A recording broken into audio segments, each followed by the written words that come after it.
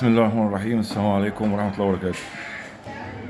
بصراحة دي أغرب صلاة جمعة صليتها في حياتي يعني أنا مش عارف دي صلاة إيه بالظبط. يعني إحنا دايما متعودين إن صلاة الجمعة جهرية مش سرية يعني فدي صلاة الجمعة الوحيدة اللي أنا صليتها سرا في حياتي يعني.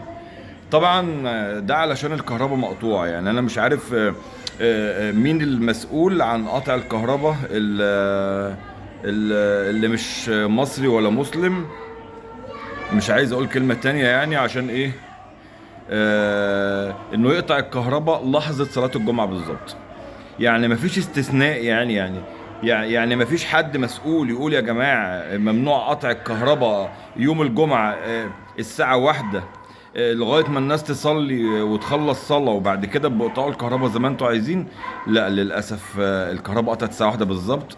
لا كان في خطبة في ميكروفون حد سمع خطبة ولا كان حد سمع الشيخ وهو بيصلي ولا كان في ميتم.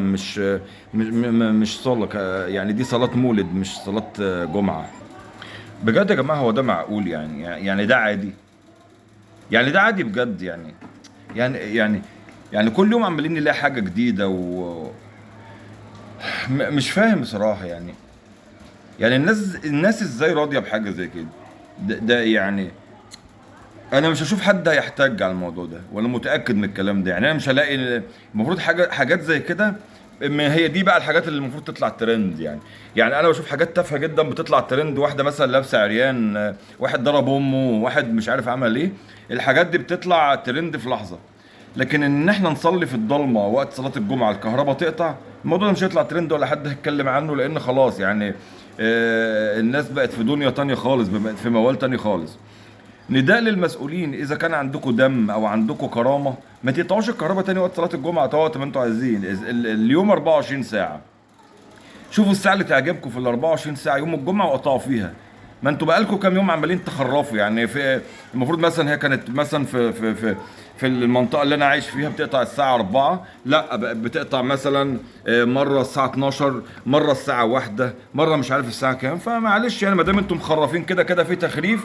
ف فخلوها ساعة تانية معلش يعني خلوا الكهرباء تتقطع ساعة تانية يوم الجمعة يعني يا ريت يعني. بجد يعني بطلوا قرف بقى.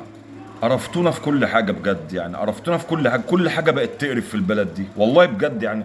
انتوا بتخلوا الناس تكفر ليه؟ يعني انتوا بتقرفوا الناس في عيشتها ليه؟ يعني كل حاجة زي الزفت. ما تجوش بقى على الحاجة كمان اللي ما ينفعش اصلا تتعمل كده وتقرفونا بالمنظر ده. بطلوا قرف بقى عشان انتوا بجد بقيتوا مقرفين بقى.